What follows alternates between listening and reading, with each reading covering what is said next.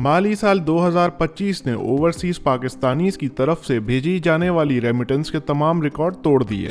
जुलाई 2024 से जून 2025 के दरमियान पाकिस्तान पहुंचने वाली रकम 38 अरब डॉलर से भी ज्यादा हो गई।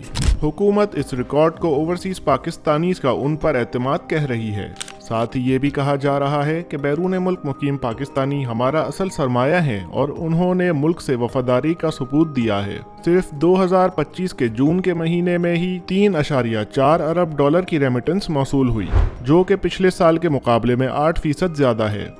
सबसे ज्यादा रेमिटेंस सऊदी अरब से आई, जो कि 9.3 अरब डॉलर बनती है। उसके बाद यूएई से 7.8 अरब डॉलर आए, यूके से 6 अरब डॉलर आए और अमेरिका से 3.7 अरब डॉलर आए। रेमिटेंस बढ़ने का एक बहुत बड़ा रीज़न फॉर्मल रेमिटेंस चैनल्स का बढ़ना भी है।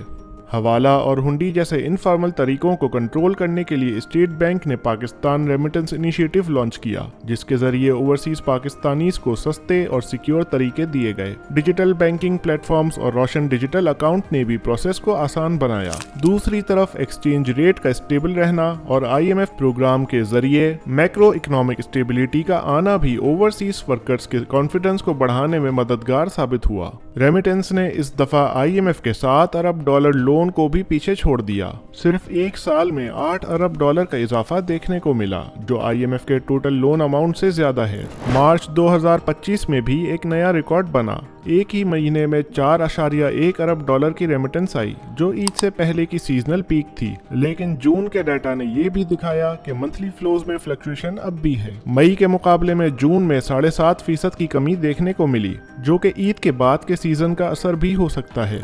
लेकिन कुछ नेगेटिव सिग्नल्स भी सामने आए, जैसे अमेरिका से रेमिटेंसेस में 13% की कमी हुई।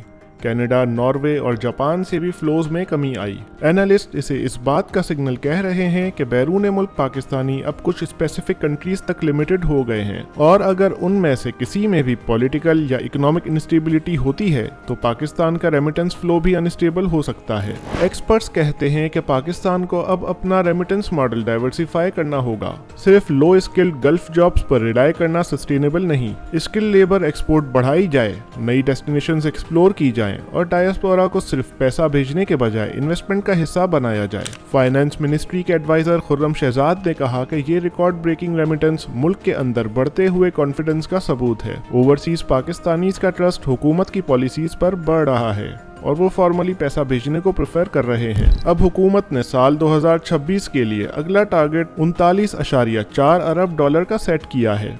लेकिन साथ साथ ये भी ज़रूरी है कि रेमिटेंस के अलावा पाकिस्तान अपनी एक्सपोर्ट्स और लोकल इकोनॉमी को भी मजबूत करे, वरना अगर किसी भी वजह से रेमिटेंसेस गिर गईं तो फिर क्या होगा। ओवरसीज पाकिस्तानीज के इस जज्बे, ट्रस्ट और वतन से मोहब्बत को सराहना भी चाहिए और उनसे रेमिटेंस लेने के साथ साथ मुल्क में इन्वेस्टमेंट में भी शामिल करना चाहिए, ताकि इस इनफ्लो को सस्टेन किया जा सके।